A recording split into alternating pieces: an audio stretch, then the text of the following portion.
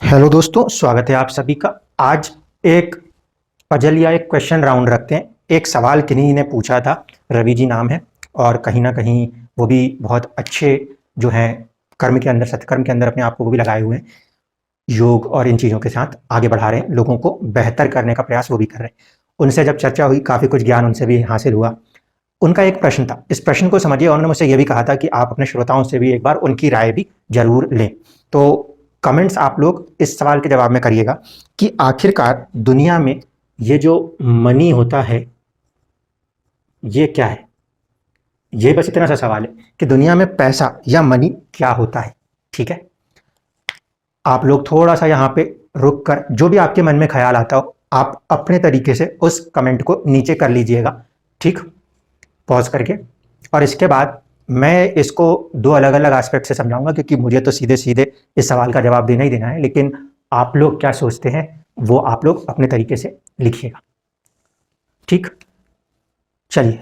अब मैंने सोचा जब ये सवाल करना ही है तो इस सवाल के पीछे शायद ऊपर वाला कुछ और भी सिखाना समझाने की बात कह रहे हो, तो इसके जवाब को जहाँ पे खोजने की कोशिश होगी वहाँ से हम एस्ट्रोलॉजी की उत्पत्ति समझेंगे। कि एस्ट्रोलॉजी की उत्पत्ति यानी कि जो होरा शास्त्र जिन्होंने पढ़ा है उन्हें ये बात पता होगी, शुरुआत के चैप्टरों में कुछ बहुत जरूरी बातें लिखी हुई हैं। उन बातों को ध्यान दिए बिना कोई भी व्यक्ति किसी कर्म की तरफ यदि आगे बढ़ गया, और खासकर एस्ट्रोलॉजी में बढ़ गया, तो व्यक्ति ने अपने पाप को अपने आप ही बढ़ा लिया, ऐसा कहा जा सकता है। ठीक है, तो आप लोग इसके जवाब को दीजिए और फिर हम चलते हैं कि इसके जवाब को मैं किस तरीके से दूंगा। देखना, मटीरियलिस्टिक क्वेश्चन भी है ये और आध्यात्मिक क्वेश्चन भी है ये, कि धन क्या होता है, पैसा क्या होता है, मनी क्या होता है। सबसे पहली चीज अब मैं शुरू करता हूं। देखिए, अगर किसी ने हकीकत में अपने मेहनत से पढ़ के, ठीक है, इधर उधर भटके बिना एकाग्रचित होकर एस्ट्रोलॉजी सीखी है, तो सबसे पहला सवाल यही होता है कि सर हम किस चीज़ को सीखें। सबसे पहली जवाब यही होता है, आपको सीखनी तो सबसे पहले वेद की पड़ेगी। क्यों? क्योंकि आखिरकार बाइबल ऑफ द एस्ट्रोलॉजी क्या है? वो है आपकी पराशर होरा शास्त्र, बृहद पराशर होरा शास्त्र। ठीक है, तो बृहद पराशर होरा शास्त्र में कुछ चीज़ों को बहुत अच्छे से मेंशन किया गया। श्लोक तो मुझे इतने याद नहीं, लेकिन संख्या 1 से लेकर अगर हम 20 तक के श्लोकों को ही ध्यान से पढ़ लें और उसको समझ लें, तो वहां पे जो इंपॉर्टेंट बातें कही गई हैं उनके जवाब यहाँ पे देते हुए चलता हूँ। ठीक, चलिए। सवाल ये हुआ था कि होरा शास्त्र में दो ही व्यक्तियों के बीच में चर्चा हो रही होती। ठीक है, दो व्यक्तियों के बीच में ये वार्तालाप है। एक तरफ एक कोई बहुत बड़े ऋषि बैठे हैं और उनके चरणों में एक छोटे से ऋषि बैठे हैं। ठीक, वहां पे पहला सवाल आता है कि ये प्रभु जो ज्ञान है ये किसे दिया जा सकता है। तो वहां पे उन्होंने एक हिडन बात कही है। उन्होंने हिडन बात ये कही है कि एस्ट्रोलॉजी का ज्ञान किसे दिया जा सकता है। में सबसे पहला कि ये नॉलेज उसको दीजिए जिसके पास सबसे पहली चीज क्या होनी चाहिए, एक क्षमता होनी चाहिए। कैसी क्षमता होनी चाहिए? सहन शक्ति होनी चाहिए। सहन शक्ति होनी चाहिए, क्योंकि वो उसको सह सकता हो। यानी कि वहां पे शब्द लिखा है, व्यक्तित्व के अंदर एक शांति होनी चाहिए। शांति होनी चाहिए यानी कि कोई भी चीज उसको हिला डुला ना सके। वो एक ऐसी अवस्था में हो जो कि हर चीज को, सुख को, दुख को, हर तत्व को अपने अंदर एक समान महसूस करता हो। ऐसा ना हो कि यहां से चीज को खुशी खुशी सुन ले और किसी बुरी चीज को दुखी दुखी सुन के दुखी हो जाए। ऐसा नहीं। ऐसे व्यक्तियों को यह ज्ञान दिया जा सकता है जिनमें सहन शक्ति हो। और इस सहन शक्ति को टेस्ट करने के लिए पुराने समय में जो बड़े बड़े ऋषि होते थे वो हर किसी को अपना शिष्य नहीं बनाते थे। वो कहते थे कि हम आपको अपने साथ रखेंगे, साथ रखने के बाद ये देखेंगे कि आपके अंदर क्या उतनी सहनशीलता है, क्या आपके अंदर उतनी कैपेसिटी है कि हम अपने दिव्य ज्ञान को आपके अंदर दे सके। ठीक है, तो शुरुआती श्लोकों में यह बात साफ शब्दों में लिखी गई है कि एस्ट्रोलॉजी का नॉलेज उन्हीं व्यक्तियों को दिया जा सकता है जिनके अंदर कुछ पर्टिकुलर गुण एक्टिव हो चुके हों, अन्यथा कभी नहीं देना। बहुत सारे लोग करते हैं ना, पैसा ले रहे हैं और आपको पढ़ा रहे हैं। जो लोग पैसा ले रहे हैं वो अपने कर्म को भी खराब कर रहे हैं। क्यों? आप लोगों की जिंदगी में एस्ट्रोलॉजी क्यों आई? आप पहले ये सोच के देखो। आपकी जिंदगी में एस्ट्रोलॉजी इसीलिए आई ना क्योंकि आपकी जिंदगी में कभी कोई दुख आया, आप दुखी हुए, तब आप उसकी दवा ढूंढने के लिए गए थे। बिना दुख आए किसी चीज का आना संभव है क्या? जिंदगी की तरफ अगर कोई घूम रहा है, आप में से अपनी जिंदगी को झांक के देखिएगा।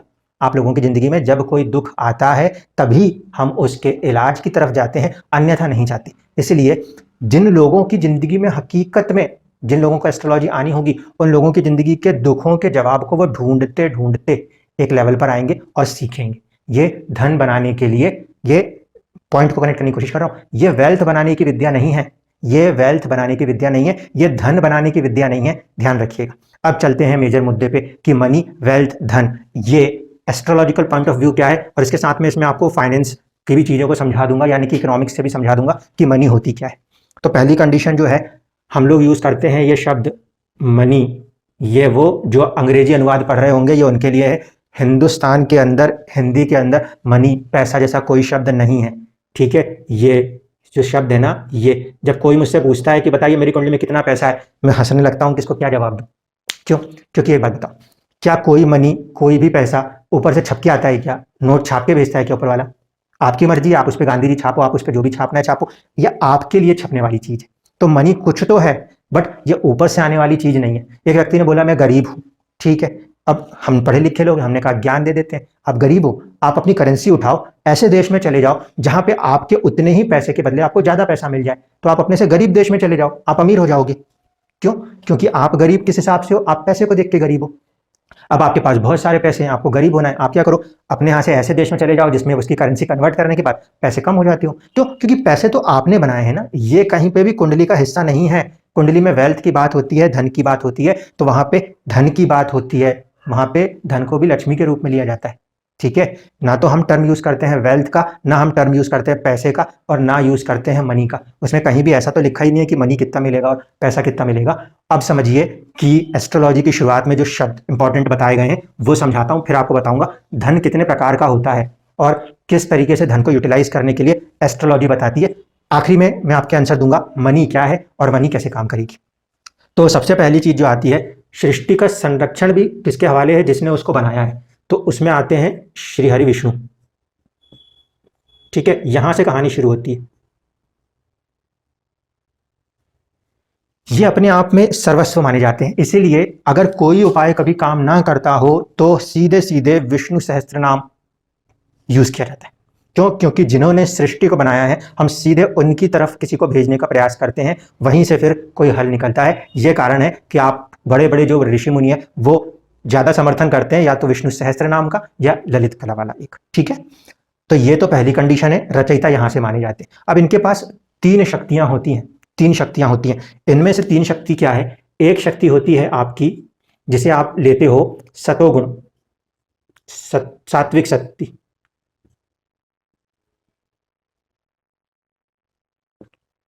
सात्विक शक्ति होती है एक आपके पास, ठीक है। इन्हें हम कहते हैं श्री शक्ति, श्री शक्ति।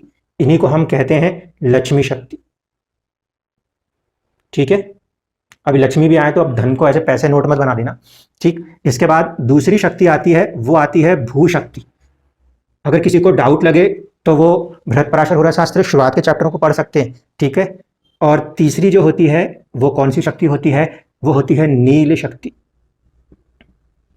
नील शक्ति। ये जो नील शक्ति है ये बेसिकली कौन सा गुण दिखाती है? एक होता है सात्विक गुण, एक होता है राजसिक गुण, राजसिक गुण होता है, ठीक। और ये होता है तमोगुण, तमोगुण, ठीक। ये तीन प्रकार की शक्तियां हैं जो कि विष्णु के साथ कनेक्टेड हैं, श्री हरि विष्णु के साथ ये तीन शक्तियां कनेक्टेड हैं। और इन तीन शक्तियों के साथ ही पूरी की पूरी दुनिया, पूरी की पूरी दुनिया इन तीन शक्तियों से चलती है, ठीक है।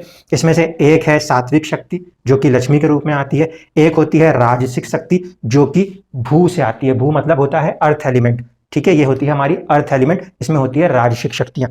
और इसी तरीके से एक होता है तमोगुण, तमोगुण जो होता है वो होती है तमो शक्तियां। इतनी बात आपको क्लियर है? अब इसको आगे लेके चलते हैं कि इनके अंदर क्या क्या क्या है। सात्विक शक्ति की बात करें सबसे पहले तो हमारे यहाँ लक्ष्मी जी होती हैं, ठीक है।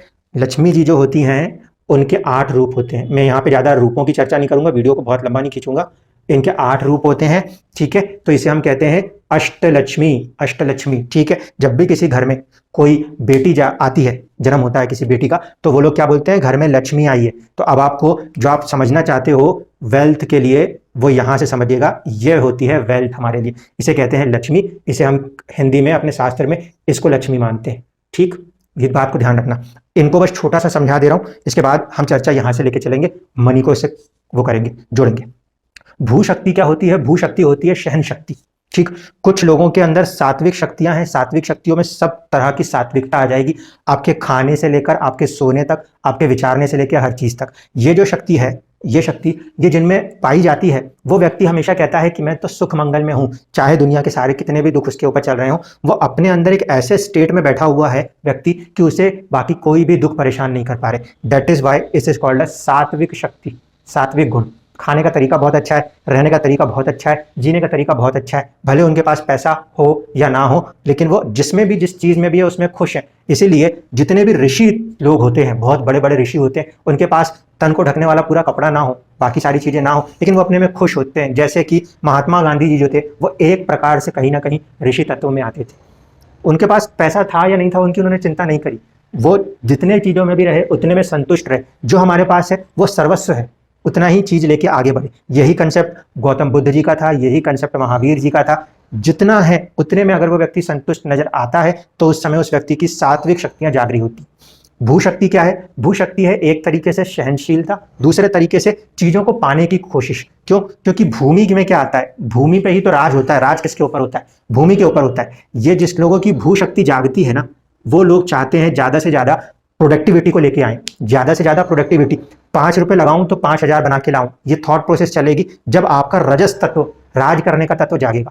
ठीक है, तो यहां पर इस समय पर ये जो प्रवृत्ति जागती है, ये प्रवृत्ति बात करती है कि मैं कुछ भी करूं, एक जमीन के अंदर में एक बीज भी डालूं तो उसके बदले में मुझे कितने सारे फल प्राप्त होंगे।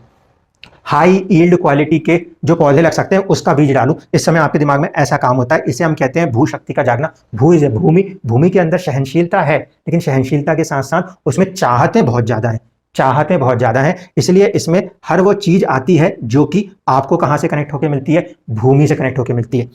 जीवन की आपका शरीर जो है वो भी भूमि से ही बनता है और भूमि में ही लीन होता है। इसीलिए शारीरिक रूप से होने वाले हर प्रेम के अंदर आपकी रजस शक्ति जाग जाती है। ठीक है, और इसके बाद आपके पास आता है, वो आता है आपका तमोगुण।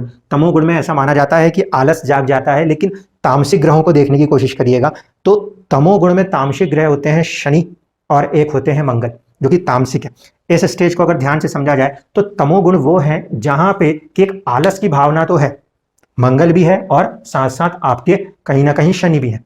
तो इनके अंदर एक आलस की भावना तो है, लेकिन ये डिस्ट्रॉयर वाली शक्ति है, डिस्ट्रॉय करने की शक्ति है। ऐसी शक्ति अगर पॉजिटिव वे में यूटिलाइज होती है तो दुनिया में दूसरों के दुखों को डिस्ट्रॉय करने के लिए दी जाती है। तमोगुणी व्यक्ति अगर है और अगर वो तमोगुणी व्यक्ति इनको बैलेंस कर लेगा तो ऐसा व्यक्ति बहुत अच्छा डॉक्टर हो सकता है, दूसरों के दुखों को खत्म करने वाला हीलर हो सकता है, क्योंकि यहाँ पे इस शक्ति का काम है धीरे धीरे करके चीजों को क्या करो, डिस्ट्रॉय करते जाओ। ये होता है तमोगुण। तमोगुण में चल रहे व्यक्ति को हर जगह नींद आने की संभावनाएं बहुत ज्यादा रहती है, आलस की संभावनाएं बहुत ज्यादा रहती है, लेकिन ऐसा व्यक्ति जो है वो कुछ ऐसे काम अच्छे कर सकता है अगर चाहे तो ये तो हुई 3 शक्तियों की बात। अब हमारे को चाहिए Lakshmi, wealth versus wealth, money versus money की बात करनी है। ठीक है, तो वेल्थ के लिए ये व्यक्ति तो सो जाएंगे, इनको छोड़ दो, इनसे क्यों काम कराना। ये वाले और ये वाले बचते हैं। तो इनका क्या है, इनका सोचने का ढंग होता है किसी भूमि के ऊपर मेरा अधिकार हो, किसी के प्रति चाहत हो, पैसा ज्यादा बनाए। ये रजस है। रजस का मतलब क्या है? राजसिक सुख जिन चीजों से प्राप्त होते हो वो भी एक तरीके से लक्ष्मी में मान सकते हैं आज के जमाने को लेकर। क्यों? क्योंकि हम लोग पैसा कमाते क्यों हैं? हम लोग पैसा कमाते इसके लिए हैं, इसके लिए। अब आप यहां से अंतर समझ जाओगे। आप जो धन कमाते हो वो आप राज करने के लिए जमाते हो। क्यों? उनका बेटा इतने लाख कमाता है, इनका बेटी उतने लाख कमाती है, ये क्या है? ये राज कर रहे हैं एक तरीके से। जिस दिन ये कमाना बंद, पूछना बंद, ये राज खत्म हो गया। आपने किसी जमीन के ऊपर खरीदा तो आपने जमीन खरीदी, आपने वहां राज किया, आपको शासन करने को मिला, आपका नाम हुआ। जिस दिन आपका शासन खत्म, दुनिया आपको कुछ समय के बाद भूल जाएगी। ये क्या है? ये सारी प्रवृत्ति किस तरफ जाती है? भू प्रवृत्ति होती है। ठीक है, इसको ध्यान रखिएगा। आज के तारीख में जब हम वेल्थ की या मनी के क्वेश्चन की बात करते हैं तो वो इससे देखी जाती है। एक्चुअल में हमारी जो संस्कृति है वो इस वाले शक्ति को मानती है वेल्थ। यहाँ पे हम लक्ष्मी को देखते हैं, लेकिन दुनिया इस वाले को वेल्थ मानती है। मैं इसलिए आपको क्लियर कर रहा हूँ, इन दोनों चीजों को जोड़ के समझाऊंगा, तब आपको आंसर मिल जाएगा कि दुनिया में मनी है क्या चीज। ठीक है, हमारे ज्ञान के हिसाब से सात्विक ज्ञान होना सबसे बड़ी वेल्थ है। किसी व्यक्ति के अंदर सात्विक ज्ञान का होना सबसे बड़ी वेल्थ है। जिसके पास सात्विक ज्ञान होगा उसके पास अष्टलक्ष्मी होगी, अष्टलक्ष्मी। लेकिन अगर आपके पास सिर्फ राजसिक प्रवृत्ति और भू का ज्ञान है तो आपके पास मटीरियलिस्टिक वेल्थ हो सकती है। यहाँ पे आपके पास मटीरियलिस्टिक वेल्थ हो सकती है, लेकिन जिसके पास सात्विक ज्ञान होगा उसके पास अष्टलक्ष्मी होंगी। ठीक है, तो अब यहां से उस वेल्थ वाले सवाल के जवाब का उत्तर शुरू कर रहा हूं और देखेंगे कि हमारा भी कंसेप्ट वही है, उनका भी कंसेप्ट वही है। मनी होता क्या है? थोड़ा सा फाइनेंस या इकोनॉमिक्स में आ जाइए। इकोनॉमिक्स में ऐसा कहा जाता है कि व्हाट इज अ मनी? पैसा क्या है? पैसा है किसी चीज को खरीद सकने की क्षमता, किसी चीज को खरीद सकने की क्षमता जो है उसे धन कहते हैं, पैसा कहते हैं। ठीक है, और पैसे से जो चीज खरीदी जाती है उसे संपत्ति कहते हैं। ठीक है, पहला होता है पैसा, मनी। मनी से जिस चीज को खरीदा जाता है उसको हम कहते हैं एक तरीके से संपत्ति का बनाना। बजट जिन लोगों ने पढ़ा वो भी यही बात जानते हैं। इसमें दो हिस्से हुआ करते हैं, एक होता है कैपिटल और एक आपके लिए कौन सा आता है, एक नॉर्मल बजट शब्द यूज कर लेता हूं क्योंकि मुझे अभी याद नहीं आ रहा। एक होता है कैपिटल फॉर्मेशन करना और एक होता है बजट के फॉर्मेशन में चले जाना। ठीक है, बेसिकली होता यह है कि जब किसी पैसे को लगाकर हम किसी चीज को बनाएंगे तो वो जो चीजें उसे हम कहते हैं कैपिटल गेन्स करना, कैपिटल डेवलपमेंट करना। पैसा आया, पैसा लगा के मैंने घर बना दिया, अब घर स्थायी रूप से बन गया, जैसे जैसे समय बदलेगा उसकी कीमत बढ़ती जाएगी, तो ये कहलाता है कैपिटल इन्वेस्टमेंट, पैसा बढ़ाना। ठीक है, दूसरी तरफ से क्या होता है कि हम अपने पैसे को खर्च कर रहे होते हैं अपनी रोजमर्रा की चीजों को पूरा करने के लिए। ठीक, एक तरफ सरकारें डैम बनाती हैं तो इसे कहते हैं कैपिटल इंफ्रास्ट्रक्चर बिल्ड करती हैं, रोड बनाती हैं तो इसे कहते हैं पैसा लगा रहे हैं जिससे कि और पैसा आएगा, वृद्धि आएगी। ठीक है, ऐसा होता है सिस्टम। और एक वो होता है जो गरीबों के ऊपर खर्च करना है क्योंकि वो हमारे लिए जरूरत है, यहाँ से हमें पैसा नहीं मिलता, यहाँ पे हमारी जरूरतें पूरी होती हैं। और इकोनॉमिक्स में ये जो कैपिटल बनता है इससे आप अमीर होते जाते हो। क्यों? क्योंकि आपने घर बना लिया, रोडें बना ली, अच्छी अच्छी चीजें बना ली। तो मनी क्या है? मनी जिंदगी में एक ऐसा जरिया है जो चीजों को खरीदने का या सुखों को खरीदने का एक साधन संसाधन बना हुआ है दुनिया में। पैसा क्या है? पैसा एक तरह की ऐसी चीज है जिसके सहायता से आप अपनी जिंदगी में कुछ बेहतर करने के लिए कुछ चीजों को या तो इकट्ठा करते हो जिसे हम कहते हैं कैपिटल गेन्स को बनाना, या फिर आप अपनी जिंदगी में जो चीजें हैं उसे संवारने का प्रयास करते हो। इकोनॉमिक्स के हिसाब से पैसा सिर्फ इतनी ही चीज को कहते हैं, लेकिन इससे ज्यादा बड़ी मीनिंग है। पैसा वो है जो इनकी वैल्यू को बढ़ाता हो। मनी क्या है? मनी वो है जो कि किसी दूसरी चीज की वैल्यू को बढ़ाता हो, तब उस मनी की कोई वैल्यू है। ठीक है, इसका मतलब आपके पैसे से अगर आपने अपने घर के ऊपर और खर्चा किया, उसकी वैल्यू बढ़ी, इंटीरियर हो चाहे एक्सटीरियर, तो उसकी वैल्यू का बढ़ना जब होता है तब उसे कहते हैं पैसा। जब ये बैंक के अंदर पड़ा है, सिर्फ इंटरेस्ट बढ़ाता है तो आपको भी लगता है कि वो पैसा काम का है। जब वो आपके घर की चीजों को बढ़ाता है तो आपकी जो प्रॉपर्टी है उसकी वैल्यू बढ़ती है। तो मनी का मेन मकसद क्या है? मनी का मेन मकसद है किसी भी चीज की जो हमारी जरूरतें हैं या कोई सा भी साजो सामान है उसकी एक अहमियत को बढ़ाना। जो भी चीज जिंदगी में, जो भी चीज किसी चीज की अहमियत को बढ़ाती है वो एक तरीके से क्या है? मनी है। ठीक, समझ गए? आपके पास जितना ज्यादा पैसा आप उतना ज्यादा सुख संसाधन खरीद सकते हो। क्यों? क्योंकि वो आपकी चीजों को इतना बढ़ा सकता है। ये अंग्रेजी में पैसा होता है। ठीक, लेकिन अब मेरे ओपिनियन पे आपने सवाल लिया था, मैं इसके भी जवाब को बताता हूं कि मटीरियलिस्टिक वे में पैसा ये है। हमारे लिए पैसा कैसा होता है? अगर कोई व्यक्ति एक्चुअल में एस्ट्रोलॉजिकल पॉइंट ऑफ व्यू से जानना चाहता है कि पैसा क्या होता है, तो हम बताते हैं कि कितने तरीके के पैसे होते हैं। हम लोग जब यूज करते हैं, चलो अब यहां से इंग्लिश लिखते हैं। यहाँ पे हम अष्टलक्ष्मी की बात करते हैं। 8 प्रकार की लक्ष्मियां होती हैं। 8 प्रकार की लक्ष्मियों से हमने जब भी डील करना हो तो कैसे समझेंगे? सबसे पहले तो ये शब्द कहाँ पे आता है? जैसे ही कोई बेटी का जन्म होता है तो सबसे पहला मैसेज ऐसे ही आता है, गुरुजी आज लक्ष्मी प्राप्त हुई है, लक्ष्मी आई। ठीक है, लक्ष्मी के आने का मतलब क्या होता है? बेटी के आने का मतलब क्या होता है? देखो, सबसे पहली चीज संतान की वृद्धि हो सकती है, या जो आपका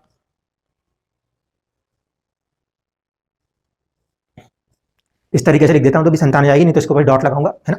देखिए, जो भी चीज किसी चीज की वृद्धि करती है उसी को मैंने बताया ना मनी कहते हैं, उसी को लक्ष्मी कहते हैं। अब एक स्त्री जो है वो आगे जाके एक बेटा या बेटी को जन्म दे सकती है। इसीलिए हमारे जो कल्चर है उसके अंदर महिलाओं को क्या माना जाता है? लक्ष्मी का स्वरूप माना जाता है। हमारे लिए जो हमारी फीमेल्स हैं वो अपने आप में क्या है? वो अपने आप में एक तरह की वेल्थ है। मनी को यहाँ पे पैसे के रूप में मत देखो, यहाँ पे वो अपने आप में क्या है? वो अपने आप में एक रूप है जो आगे वृद्धि कर सकती है, और ये पावर सिर्फ और सिर्फ फीमेल्स के पास है, इसीलिए उन्हें लक्ष्मी कहा जाता है। संतान लक्ष्मी। ठीक है, अष्ट लक्ष्मियों में एक लक्ष्मी आती है संतान लक्ष्मी। अगर हमारे पास संतान ही नहीं है, उसका सुख ही नहीं है, तो वो मनी मैटर भी कोई मायने नहीं रखता। मटीरियलिस्टिक वर्ल्ड का जो मनी और पैसा है वो पैसे के रूप का पैसा है, लेकिन हम लोग जो हैं हम एक कंप्लीट बैलेंस बना के चलने वाले लोग हैं। इसीलिए हमारे लिए लक्ष्मी का पहला प्रभाव क्या है? वो होता है संतान लक्ष्मी। व्यक्ति की जिंदगी में उसके रहते उनके आगे उनके बच्चे हैं, वो आगे बढ़ पाएंगे, या फिर वो जो एक समाज है, क्योंकि वो मनुष्य से बना है। अगर मनुष्य पैदा होना छूट जाए, खत्म हो जाए, तो क्या समाज आगे बढ़ेगा? डायनासोर पैदा होना बंद हो गए, आज उनका अंत हो गया, क्योंकि वो आगे नहीं बढ़ सके थे। इसी तरीके से कोई भी समाज में जो महिलाएं हैं अगर वो ना होंगी तो फिर पुरुष भी नहीं आएंगे और महिलाएं भी नहीं आएंगी, इसीलिए उन्हें लक्ष्मी मानते हैं। तो पहला हमारी लक्ष्मी जो आती है वो इस तरीके से होती है जिसे हम कहते हैं संतान लक्ष्मी, जिसकी पावर पोटेंशियल सिर्फ फीमेल्स के पास है। दूसरी जो लक्ष्मी का प्रभाव हम देखते हैं वो होती है हमारे लिए एक विजया लक्ष्मी होती है। ठीक है, विजया लक्ष्मी का मतलब हो जाता है हमारे लिए विक्ट्री। तो विक्ट्री का मतलब क्या है? साहस और पराक्रम। ये भी हमारे लिए एक तरीके की लक्ष्मी है। ये सबके पास नहीं होती, हर इंसान में इतना जिगर नहीं होता कि वो जाके बॉर्डर पे गोली खा सके, ध्यान रखिएगा। इसके लिए भी एक लक्ष्मी चाहिए। ये भी एक तरीके का क्या है, ये भी एक तरीके की करेंसी, मनी, वेल्थ है। हर किसी में साहस और पुरुषार्थ नहीं होता चीजों को वक्त पे बयान करने का। यह भी एक प्रकार की लक्ष्मी मानी गई है। ठीक इसी तरीके से एक प्रकार की लक्ष्मी होती है, वो होती है विद्या लक्ष्मी। विद्या लक्ष्मी, हर इंसान के पास ये लक्ष्मी आए ये जरूरी नहीं है। इसीलिए मैंने कहा था कि एस्ट्रोलॉजर्स के पास इस तरीके की लक्ष्मी है, सिर्फ उनके पास है, तभी तो उसको सीख पा रहे हैं आप अपनी जिंदगी में। जब आपको पैसा नहीं मिलता, संतान नहीं मिलती, बाकी कोई लक्ष्मी आपको नहीं मिल रही होती, तब आप अपनी जिंदगी में ठोकर खा के जो सीखते हो वो विद्या लक्ष्मी होती है, क्योंकि उसे आपने सीखा होता है। वरना भीख में मिली हुई पैसे की भी कोई वैल्यू नहीं होती, उसको आप चाहोगे तो डुबो दोगे, लेकिन मेहनत से कमाए हुए पैसे को कभी डुबोया नहीं जा सकता। विद्या लक्ष्मी, विद्या लक्ष्मी जो होती है वो होती है एक तरीके से ज्ञान का आना व्यक्ति के पास, ये विद्या लक्ष्मी है। ये भी हमारे लिए क्या है, हमारे लिए ये भी धन है, हमारे लिए भी वेल्थ है, क्योंकि हर व्यक्ति ना लड़ने जा सकता है, हर व्यक्ति ना किसी तरीके से किसी को समझा सकता है, ज्ञान दे सकता है, तो ये भी लक्ष्मी है। हर कोई किसी को संतान नहीं दे सकता, वो भी अपने आप में लक्ष्मी थी। तो ये 3 प्रकार की लक्ष्मी तो यही हो गई। इसी तरीके से बाकी और भी प्रकार की लक्ष्मियां होती हैं। तो हमारे कंसेप्ट के हिसाब से हर वो चीज जो कि वृद्धि कर सकती है वो लक्ष्मी है। लड़ाई झगड़े वाली चीज से जब किसी की वृद्धि होती है तो वहां पे पुराने समय में क्या होता था कि आपके राज्य बढ़ते थे, फैलते थे, लड़ाई झगड़े होते थे, एक राज्य दूसरे राज्य पे लड़ाई करता था, तो या तो वो लड़ने वाले लोग अपने राज्य को बचाते थे या किसी और पे कब्जा करते थे। वो भी एक तरीके से लक्ष्मी होती थी। इस तरीके से ये सारी अष्टलक्ष्मियां काम करती हैं। अब ये कंसेप्ट हम लोग लेके चलते हैं, इसीलिए हमारा कंसेप्ट जो है वो ओवरऑल डेवलपमेंट की बात आती है। ठीक है, वासुदेव कुटुंबकम, ये जो कंसेप्ट है ये इसी पे टिकता है। वासुदेव कुटुंबकम का मतलब है कि हर जगह से सुखाल, जो खुशियां होनी चाहिए, खुशहाली होनी चाहिए, वो सुख होना चाहिए, वो यहीं से आता है, पहली चीज। अब आ जाते हैं कि भू लक्ष्मी वाली जो बात थी, भू शक्ति की जो बात कही थी, उसको ले लेते हैं। ठीक है, इस वीडियो को इस वाले चीज के लिए यहीं पे रोक रहा हूं, क्योंकि इसको बहुत अलग से समझेंगे कि लक्ष्मी जी के बहुत सारे रूप हैं। आप दिवाली पे कौन सी लक्ष्मी जी को पूछते हो आप भी नहीं जानते। इसके बाद अपने पास आते हैं भू लक्ष्मी या भू शक्ति। ठीक, भू शक्ति जो है वो बेसिकली होता है राजस या राजसिक गुण, राजसिक गुण। तो जो एक्चुअल में वेस्टर्न कल्चर के लोग थे वो इसको इक्विवेलेंट करते हैं मनी से। ठीक है, यहां से होती है बात मनी की। भू शक्ति में क्या है, जितनी भी भूमि आ जाए, जितनी भी भूमि आप प्राप्त कर सकते हो, भूमि आ जाए आपके पास, जितनी भी तरीके की मटीरियलिस्टिक गेन आ जाए, वो यहां पे दिखा जाता है। लेकिन देखो, मटेरियल गेन के आने से आप हर चीज को नहीं खरीद सकते, समझना इस बात को। इसीलिए ये वाला जो कंसेप्ट है ये फाइनेंस के लिए बहुत अच्छा है। फाइनेंस के लिए बहुत अच्छा है कि आपके पास एक जमीन है, आप उस जमीन के टुकड़े के ऊपर कुछ कर लो और उसकी वैल्यू बढ़ा दो। आपके पास गाड़ी है, आप गाड़ी से कुछ कर लो और उसकी वैल्यू बढ़ा दो। ठीक है, तो कोई भी चीज मनी के पॉइंट ऑफ व्यू से इस बात को देख के होती है कि उस चीज से आप और क्या वृद्धि कर सकते हो, उसको मनी कहते हैं। ठीक है, पैसा जो होता है ना, बिजनेसमैन के माइंड में बुद्ध ज्यादा पावरफुल होता है। हर बिजनेसमैन के माइंड में बुद्ध ज्यादातर पावरफुल होता है। क्यों? क्योंकि उसको ये दिखता है कि पैसा पैसा पैसा, यहाँ पे पैसे को कहीं पे रखता नहीं है वैसा आदमी, वो पैसे को कहीं ना कहीं लगाता है, बढ़ाता है। मान लीजिए आपके पास पैसा तो है, आपके पास जमीन तो है, लेकिन आपके पास विद्या लक्ष्मी नहीं है।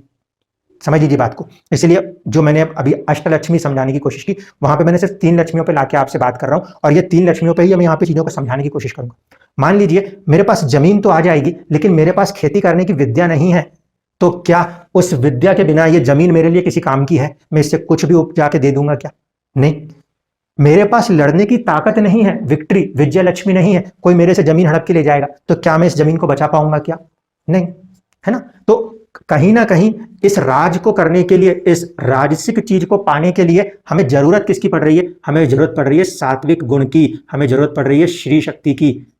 सात्विक गुण की जरूरत होती है, श्री शक्ति की जरूरत होती है। इसीलिए एक्चुअल में, to be very frank and to be very clear, दुनिया को चलाना है विष्णु जी क्या है, उनका काम है कि पूरी दुनिया को एक लेवल पे मेंटेन रखना। इसीलिए इसकी अपनी एक बहुत इंपॉर्टेंट वैल्यू जरूर है, लेकिन इस इंपॉर्टेंट वैल्यू को इस्तेमाल कैसे करना है ये तब तक नहीं आएगा जब तक श्री विष्णु के साथ श्री लक्ष्मी जी का संबंध ना बनता हो। ठीक, इसलिए आपके इस दुनिया में जितनी भी मटीरियलिस्टिक चीजें हैं, उन मटीरियलिस्टिक चीजों को किस तरह से प्रयोग आप कर पाओगे, उसके लिए आपके पास कम से कम 3 ज्ञान होने की आवश्यकता है। 3 ज्ञान। पहला ज्ञान क्या होना चाहिए? विद्या का ज्ञान होना चाहिए। आप जिस भी काम को करने जा रहे हो, उस काम में, उस विद्या में जो जरूरतें हैं वो आपके पास होंगी, तब तो आप उसको कर पाओगे। नहीं तो आपके पास जमीन रखे रखे बंजर हो जाएगी, वो किसी काम की नहीं है, बेचनी पड़ेगी। आपके पास किसी भी तरीके का कोई मटेरियल है, आपने कार खरीद ली, आपने दूसरी चीजें खरीद ली, अपने सुख के लिए तो ठीक है, लेकिन वो मनी नहीं है, वो आप अपने सिर्फ कैपिटल के तौर पे बना रहे हो कि आज मेरे पास एक मकान है, मेरे पास एक गाड़ी है, मेरे पास आज ये है, मेरे पास एक वो है। जमीन की कीमत बढ़ेगी तो वहां पे उसकी वैल्यू बढ़ सकती है, गाड़ी की तो डेप्रिसिएशन होती है मटेरियलिस्टिक पॉइंट ऑफ व्यू से, तो वहां पे चीजों की कीमतें हमेशा नीचे जाती है। लेकिन जो लोगों के पास अष्टलक्ष्मी में से एक विजय लक्ष्मी हो, एक विद्या लक्ष्मी हो और एक संतान लक्ष्मी हो, तो अगर ये 3 लक्ष्मी किसी के पास है, वो व्यक्ति इनका प्रॉपर यूटिलाइज कर लेगा। गाड़ी खरीदेंगे, गाड़ी खरीद के बोलेंगे ऐसा करते हैं, ये तो अपने पास आ गई, इसका क्या करना है। विद्या लक्ष्मी है, बोले ऐसा करते हैं, इसको चलाने में डाल देते हैं कहीं पे, उन्होंने लगा दी गाड़ी चलाने के लिए। पैसे को पैसा बना रहा है, तब तो वो पैसा है। अगर वो पैसा पैसे को नहीं बनाता तब वो पैसा नहीं है, याद रखना। आपके जेब में रखा हुआ पैसा भी पैसा नहीं है, आपके जेब के अंदर रखा हुआ पैसा भी पैसा नहीं है, क्योंकि उससे ना तो आप कुछ खरीद पा रहे, ना ही वो अपने आप को बढ़ा रहा। पैसा तब पैसा है, मनी तब मनी है जब उस मनी को लगाने के बाद उसकी चीज और बढ़ती हो, तब उसको मनी कहते हैं, वरना वो कागज के टुकड़े के ज्यादा कुछ नहीं होता। इसको ध्यान रखिएगा। और इस मनी से ज्यादा जरूरी है आपके पास, आपके बहुत सारी वेल्थ भी है, संतान ही नहीं है, ना पुत्र है ना पुत्री है, तो वो फिर पैसा कहाँ जाएगा, आगे किसी के पास भी नहीं जाता। तो वो भी एक चीज है, उसको भी समझना होता है। इसीलिए संतान लक्ष्मी को भी एक अहमियत दी गई है हमारे शास्त्र के अंदर। सिर्फ पैसे के पीछे भागने की बात नहीं की जाती। उसका एक कंसेप्ट ये है कि हमने इतने मटेरियल्स को अगर डेवलप कर भी दिया तो ये हैंडओवर किसे करेंगे। अगर उस लेवल का थॉट प्रोसेस वाली आपके पास संतान नहीं है तो वो आगे उसकी लेगेसी को बढ़ाएगा कौन, ये सबसे बड़ी चुनौती होती है। इसीलिए एक होती है संतान लक्ष्मी, वो होना जरूरी है। दूसरा, हमारे पास विद्या होनी चाहिए, ज्ञान होना चाहिए कि हम किस तरीके से उन मटेरियल्स को यूटिलाइज करते हैं। अब मैं होटल इंडस्ट्री में जाके एक होटल खोल दूं, मुझे खाना बनाना ना आए, और जिनसे मैं खाना बनवा रहा हूं कल को वो स्ट्राइक पे चले गए, तो मेरा होटल किस काम का। ये सारी की सारी मनी किसी काम की नहीं रह जाएगी, जीरो हो जाएगी। आप लोगों ने आज के जमाने में, हम उस पीरियड में रहे जहां पे नोटबंदी हो गई, तो वो नोटबंदी में 500-1000 रुपए की कितनी वैल्यू थी, आज उसकी कोई वैल्यू है क्या। इसकी कोई वैल्यू नहीं है, इसकी कोई वैल्यू नहीं है। इसकी वैल्यू तब तक नहीं है जब तक कि आपके अंदर उसके वैल्यू को बढ़ाने की क्षमता नहीं आ जाए। सबसे बड़ा जो रिसोर्स होता है दुनिया के अंदर, सबसे बड़ी जो दुनिया की रिसोर्स होती है, वो होता है आपका ह्यूमन रिसोर्स।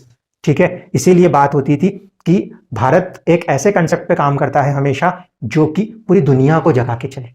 ठीक है, वासुदेव कुटुंबकम, पूरी दुनिया ही एक परिवार है, इसलिए पूरी दुनिया को जगाओ। ये जो एक्चुअल कंसेप्ट है उसका ग्राउंड ही यही है। क्यों? क्योंकि देखो, आपके जब कोरोना काल आया तो आपके पास ऑक्सीजन नहीं थी। क्या पैसे से ऑक्सीजन बन सकती थी? नहीं, लेकिन आपके टर्म्स अच्छे थे, फ्रांस से, जर्मनी से उन्होंने कंटेनर भेजा आपको बचाने के लिए। पैसा चीजों को खरीद सकता है, पैसा चीजों को बेच सकता है, इसलिए इसकी अहमियत तो है, लेकिन इसकी अहमियत पैसे के रूप में तब है जब आप उससे उस चीज को खरीद सको। आपके पास लाखों करोड़ों रुपए पड़े हैं लेकिन आप ऑक्सीजन नहीं खरीद सकते, तो फिर उस पैसे की वहां पे कोई वैल्यू नहीं। और पैसे की value, to be very frankly, कि जिन लोगों ने भी ये इकोनॉमिक्स बनाई है ना, उन्होंने एक्चुअल में बाजारवादी लोग हैं, वो उन्होंने बाजारवाद को पढ़ा हुआ है, और वो यही चीज देखते हैं आज के जमाने में कौन सा लेटेस्ट फोन बना के बेचें कि ज्यादा पैसे में बिकेगा।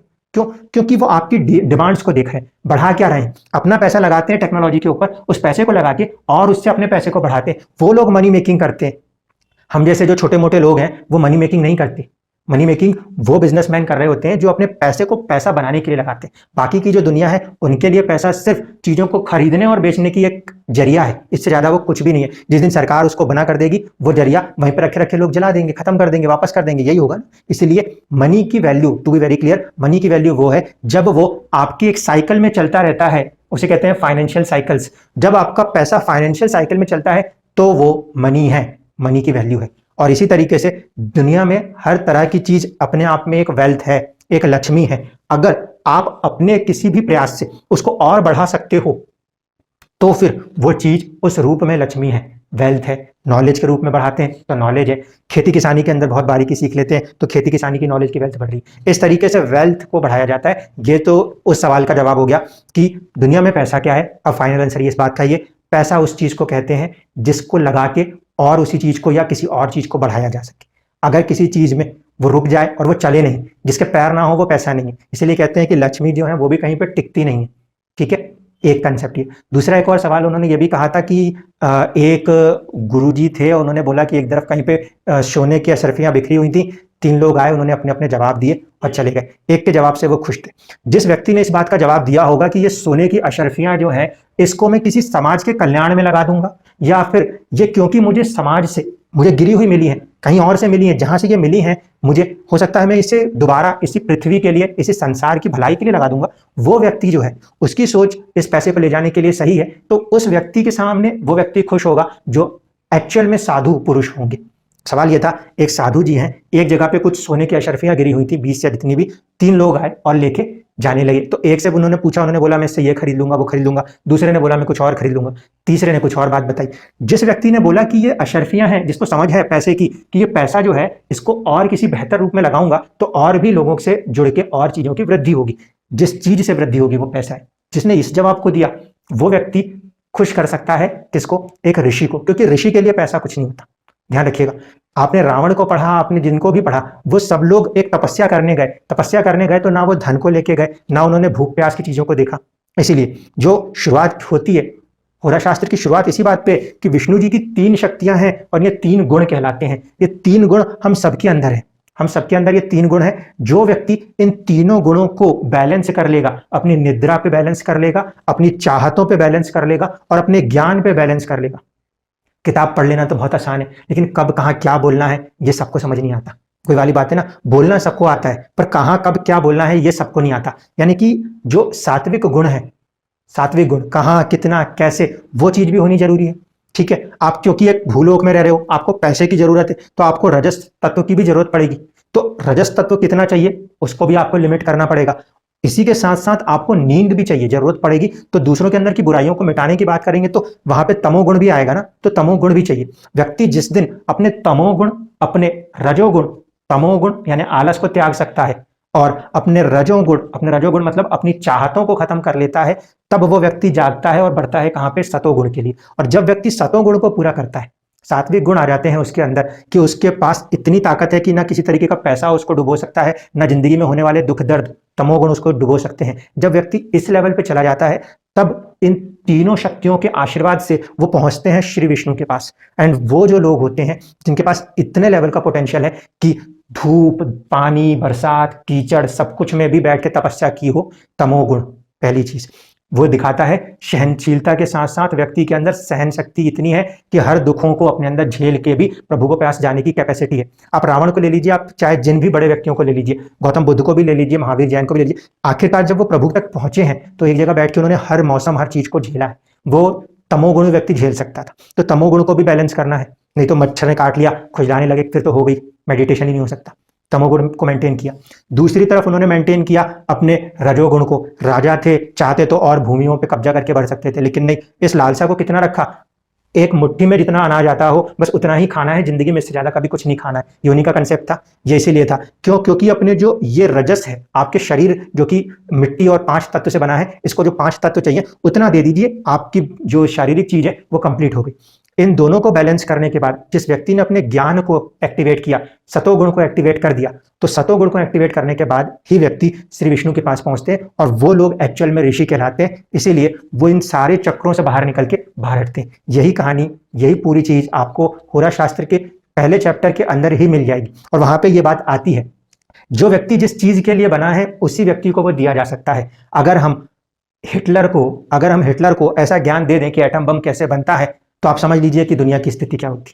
इसीलिए कह रहा हूं, एस्ट्रोलॉजी भी एक तरीके का विद्याधन है। ये विद्याधन भी उन्हीं को मिलता है जिनको जरूरत है, क्योंकि जिंदगी ने जिसे धक्के मार के ठोकरे मार के खिलाया है, वो व्यक्ति जानता है कि ये विद्या कितनी मुश्किल से प्राप्त हुई होगी। ऐसा व्यक्ति, किसी ऐसे व्यक्ति को वो विद्या दे दे जो कि उसका सर्वनाश कर दे। ये वही वाली बात है कि आप अगर आज न्यूक्लियर साइंटिस्ट हो, आपको एटम बम बनाना आता है, आप उठा के दे दोगे किसी आतंकवादी को, वो पूरी दुनिया मिटा देगा। क्यों? क्योंकि आप अपने पैसे के लिए अपनी उस चीज को जो उसको भगवान ने नहीं दी, अगर उसे दी होती तो आपको नहीं पता वो कितना मिसयूज कर ले।